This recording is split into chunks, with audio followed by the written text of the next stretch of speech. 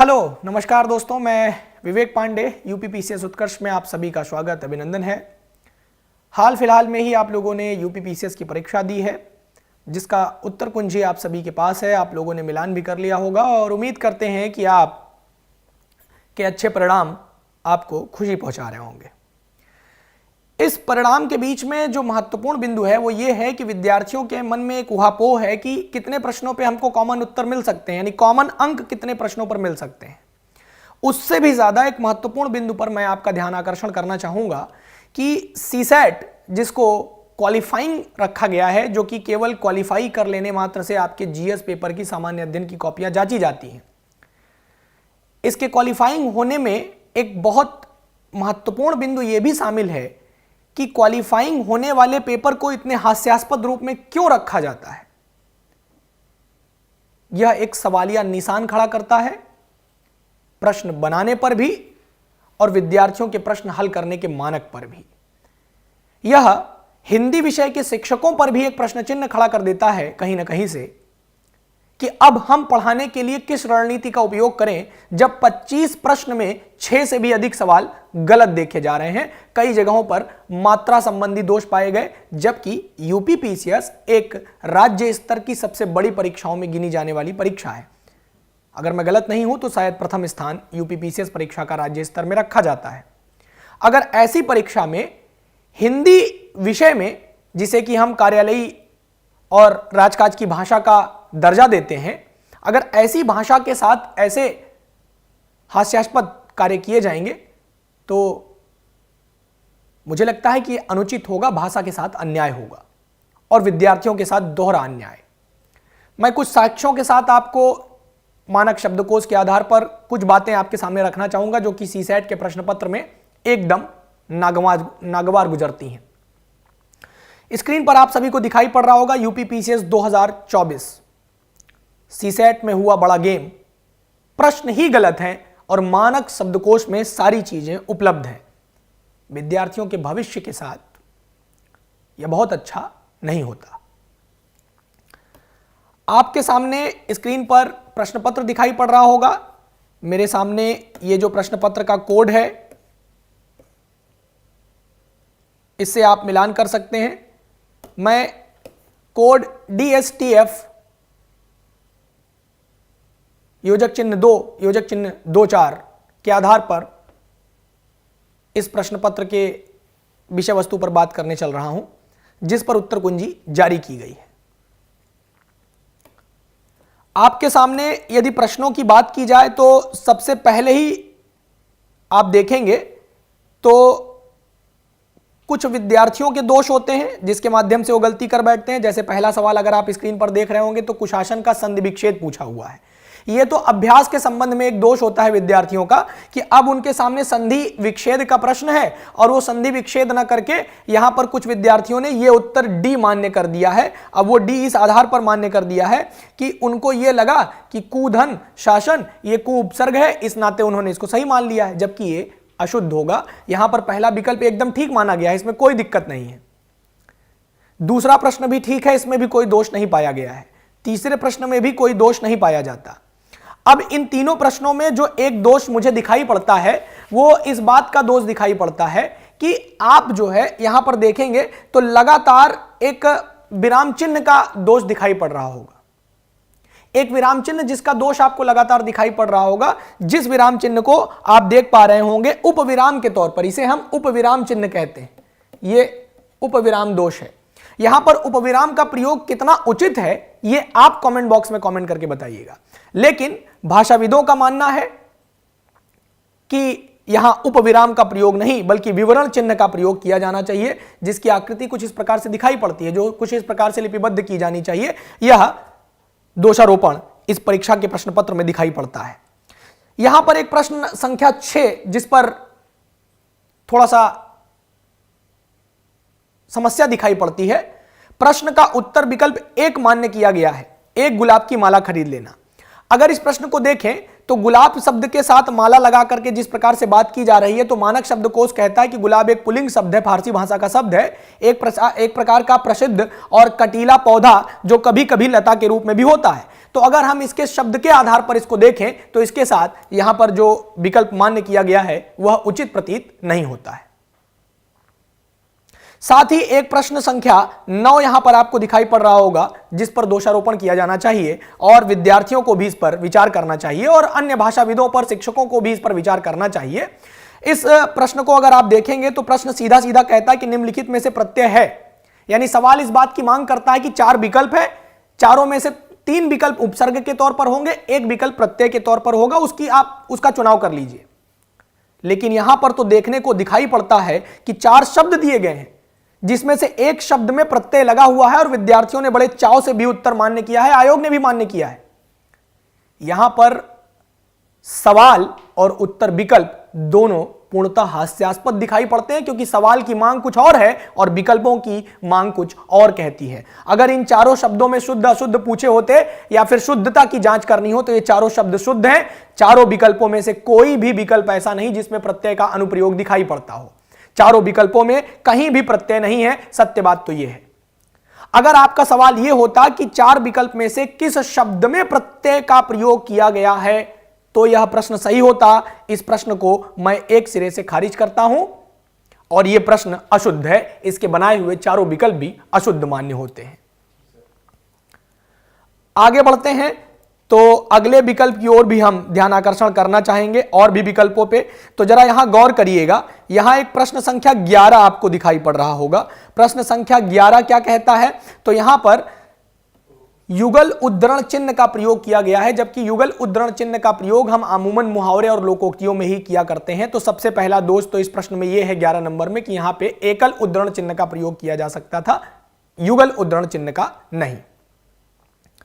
दूसरा, यहां पर यह दोषारोपण दिखाई पड़ता है कि विद्वान शब्द ही गलत लिखा हुआ है। विद्वान शब्द लिखे जाने के लिए आपको नामे हलंत लगाकर लिखना चाहिए। यह लेखन संबंधी दोष दिखाई पड़ता है। स्क्रीन पर देखिए, मानक शब्द को साफ साफ कहता है कि विद्वान शब्द का शुद्ध उल्लेख इस प्रकार से किया जाना चाहिए, जो कि एक विशेषण शब्द है, एक पुल्लिंग शब्द है, और वह जो आत्मा का स्वरूप जानता हो, वह जिसने अनेक प्रकार की विद्याएं अच्छी तरह पढ़ी हो, यानी सर्वज्ञ हो, उसे विद्वान कहा जाना चाहिए।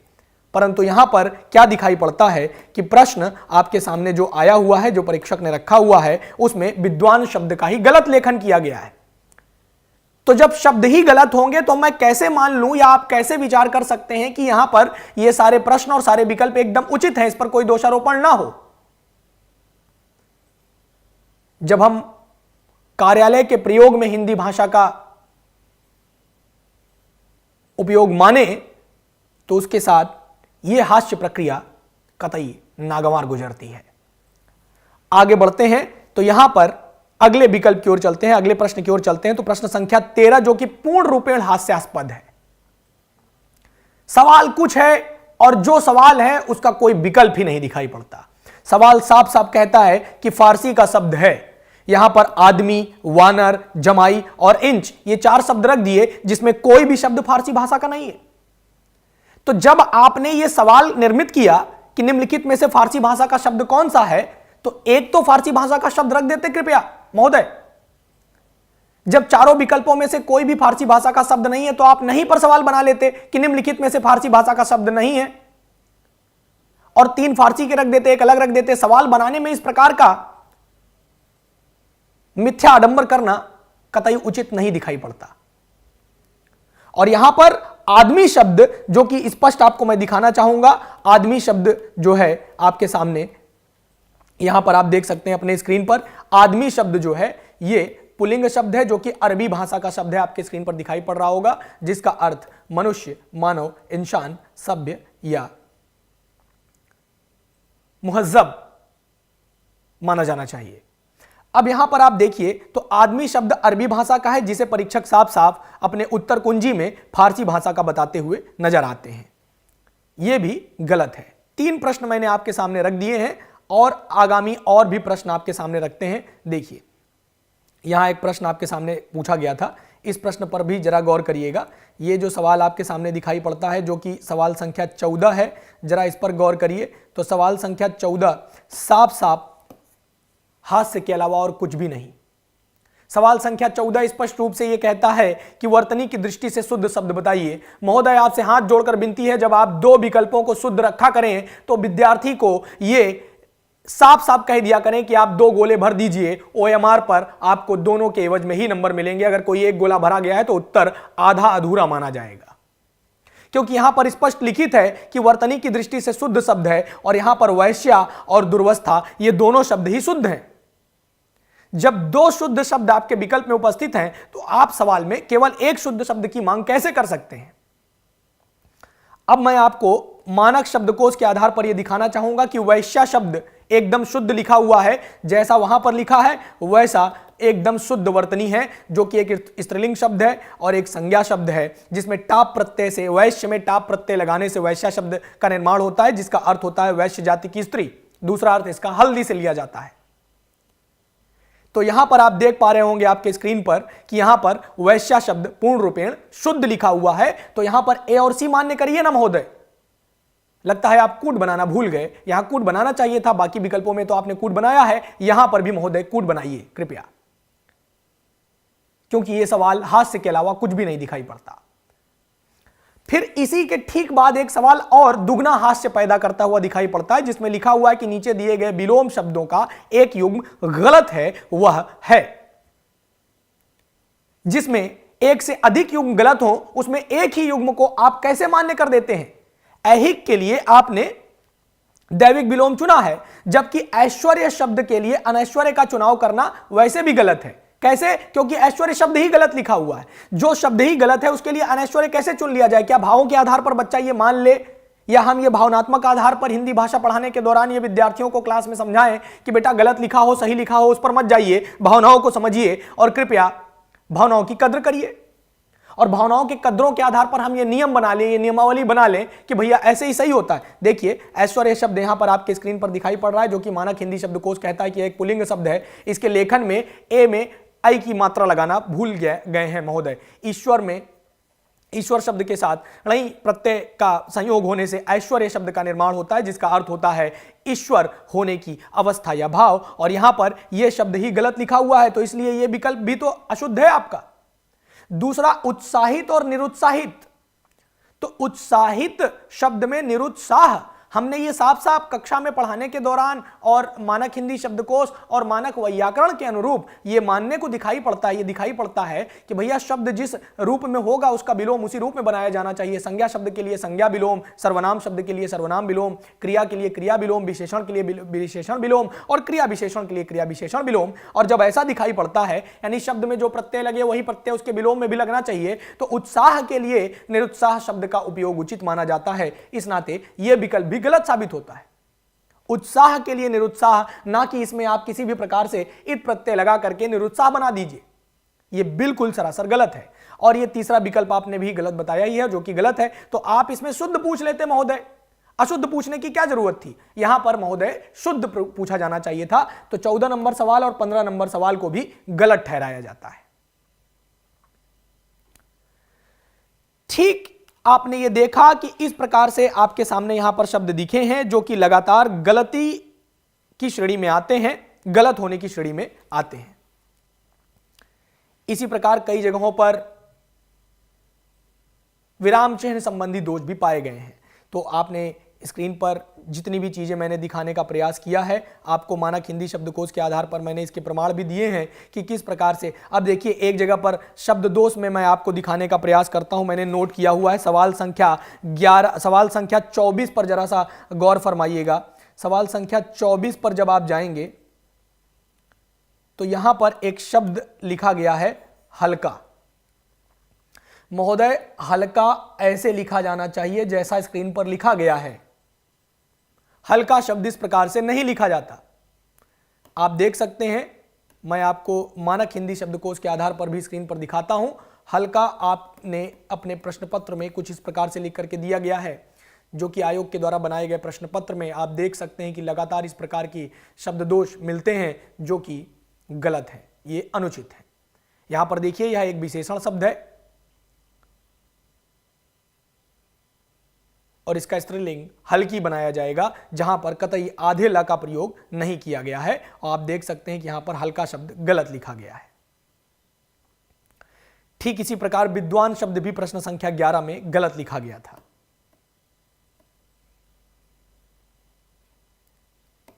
जो कि यहां पर आपको दिखा दिया गया है।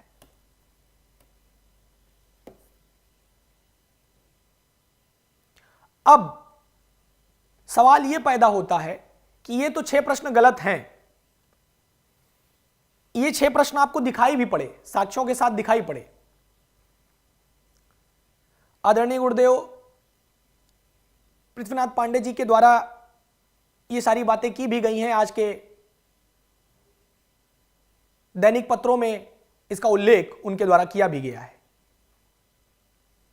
अब प्रश्न यह उठता है कि वैयाकरणों के द्वारा जब लगातार यह सूचना भी दी जा रही है और आपके विद्वानों के द्वारा जब यह प्रश्न पत्र बनाए भी जा रहे हैं, तो यह कहां तक उचित है,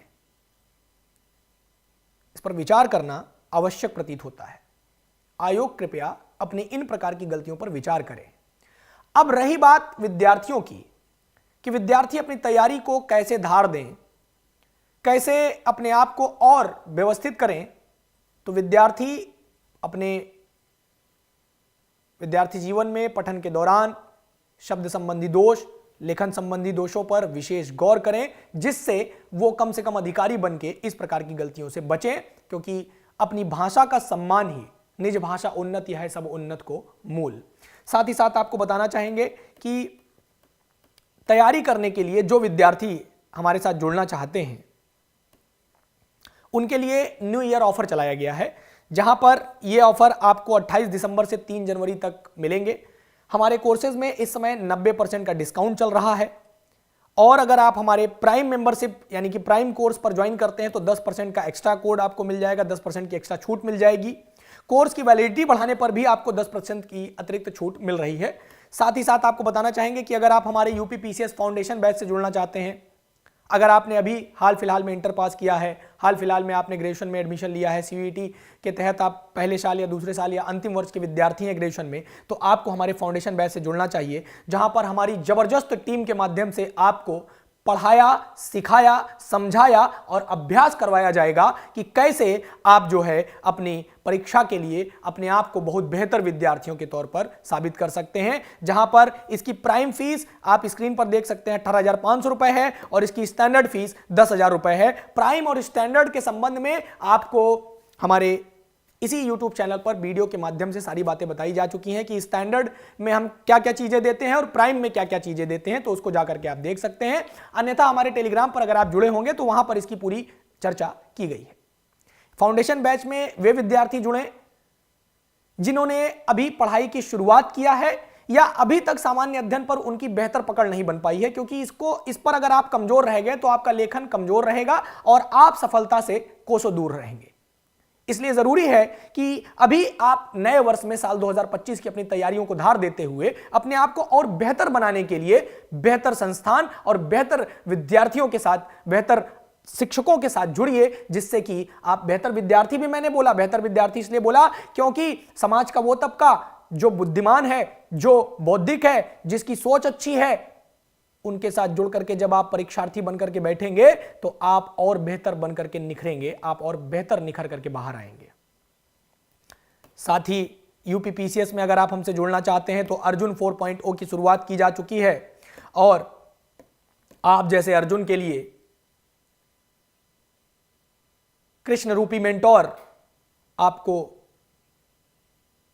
कर्मण्येवाधिकारस्ते मा फलेषु कदाचन बताने हेतु उपस्थित हैं। और यहां पर हम लाइव फ्रॉम स्टूडियो बैच आपको दे रहे हैं, जो कि स्टैंडर्ड फीस में 5,000 रुपए में आपको उपलब्ध हो जाएगा और प्राइम 12,500 रुपए में आपको उपलब्ध हो जाएगा, जो कि आपको डेट दिखाई पड़ रही है 6 जनवरी से बैच लाइव हो जाएंगे। 6 जनवरी से इन बैचेज में आपकी कक्षाएं आपको मिलना शुरू हो जाएंगी। ये ऑफर 28 दिसंबर से 3 जनवरी तक ही वैलिड होगा, तो कृपया इसे जल्दी रिवील कर लें। जनरल स्टडी के फाउंडेशन बैच अंग्रेजी माध्यम और हिंदी माध्यम दोनों माध्यमों में live from classroom, live from studio उपलब्ध हो जाएगा, जिसकी फीस 10,000 रुपए रखी गई है। ये आप रिवील कर सकते हैं। साथ ही अगर आप UPPCS mains answer writing batch, चूंकि अभी आप लोगों ने यूपीपीसीएस की परीक्षा दी है, निश्चित है कि आप हमारी ऐसी बैचेस से जुड़ना चाहते हैं जहां पर आपको उत्तर लेखन में आपकी मदद की जाए। एक ऐसी टीम हो जिसने लंबे समय से पढ़ाने का अनुभव प्राप्त किया हो, लेखन के संबंध में उन्होंने बेहतर काम किया हो, तो ऐसी टीम के माध्यम से आपको ये सीखने सिखाने का सुअवसर प्राप्त कराया जा रहा है, जो कि 28 दिसंबर से 3 जनवरी तक आपको ये कक्षाएं जो है ये आपको डिस्काउंट मिल रहे हैं, जो कि 90% तक हो सकते हैं। ये लाइव फ्रॉम क्लासरूम के माध्यम से 5,500 रुपए में आपको ये क्लासेस दी जा रही हैं, जिसकी शुरुआत 6 जनवरी से हो जाएगी। लेकिन यहां पर जो डिस्काउंट है वो 28 दिसंबर से 3 जनवरी तक ही लागू है, तो इसे ज्वाइन करना ना भूलें। यूपीपीसीएस के मेंस बैच में आप हमसे जुड़ सकते हैं अगर लाइव फ्रॉम स्टूडियो बैच लेते हैं, जहां पर हम स्टूडियो में लाइव होकर के, जैसे अभी मैं लाइव हूं, स्टूडियो में लाइव होकर के केवल आपसे मुखातिब होते हैं, तो इसकी फीस 3200 रुपए होगी। अगर आप मेंस की लेते हैं टेस्ट सीरीज, तो टेस्ट सीरीज जो है वो आपका टोटल आपको 16 टेस्ट मिलेंगे, जिन 16 टेस्ट के माध्यम से आपको ये पूरी की पूरी चीजें मिलेंगी। 16 टेस्ट होंगे जिसमें डिटेल्ड एक्सप्लेनेशन होगा, आपका जो टेस्ट देने के बाद ऑल इंडिया यूपी में आपकी रैंकिंग क्या बनती है वो बताया जाएगा। साथ ही आपको प्रीवियस ईयर के पैटर्न के बेसिस पर और आगामी पैटर्न के अनुमान के आधार पर प्रश्न पत्र आपको मिलेंगे, तो इसको ज्वाइन करना ना भूलिएगा, एनरोल करिएगा। अगर आप आरओ की तैयारी कर रहे हैं, जो कि पेपर पिछली बार कैंसिल हो गया था, जिसकी परीक्षा दोबारा होनी है, जिसका अनुमान है कि परीक्षा मार्च के बाद कभी भी हो सकती है, अप्रैल में किसी भी दिन इसकी घोषणा की जा सकती है कि आप इस परीक्षा में बैठेंगे, तो इसके लिए जो हमारा फीस इस समय रखा गया है वो मात्र 3,000 रुपए है। फाउंडेशन बैच जो कि लाइव फ्रॉम क्लासरूम आपको मिलेगा, और ये आपको अवेल करने के लिए 90% का डिस्काउंट लेने के लिए 28 दिसंबर से 3 जनवरी तक आपको ज्वाइन करना होगा। तो हमारे लाइव फ्रॉम क्लासरूम बैच से यूपीपीसीएस आरओ के विद्यार्थी जरूर जुड़िएगा। यहां पर आपको बहुत सारे बेहतरीन कंटेंट दिए जाएंगे। यूपीपीसीएस और यूपीएससी के फाउंडेशन बैच में अगर आप मेगा बैच लेना चाहते हैं, जो कि लाइव एंड रिकॉर्डेड होते हैं, ये आपको महज 9,000 रुपए मात्र में मिल जाएगा इस समय, अगर आप 28 दिसंबर से 3 जनवरी तक इन बैचेस को लेना चाहते हैं। प्रीलिम्स की बैच के लिए अगर आप जाना चाहते हैं तो ये मेगा बैच है, रिकॉर्डेड होता है और लाइव क्लासरूम्स होती हैं कुछ इसमें, ये 5,000 रुपए में आप अवेल कर सकते हैं। तो इस पूरी की पूरी बात को सुनने के लिए आप सभी का बहुत बहुत धन्यवाद। नई उम्मीदों के साथ करें नए साल का स्वागत। मैं आपका मित्र विवेक पांडे, यूपीपीएससी का मेंटोर, आपका स्वागत रहा। ये जो जानकारी आपको दी गई, ये आपको इसके लिए कमेंट करके बताना है। आप अपने बौद्धिकता के आधार पर, आप जो भी चाहें कमेंट कर सकते हैं। धन्यवाद।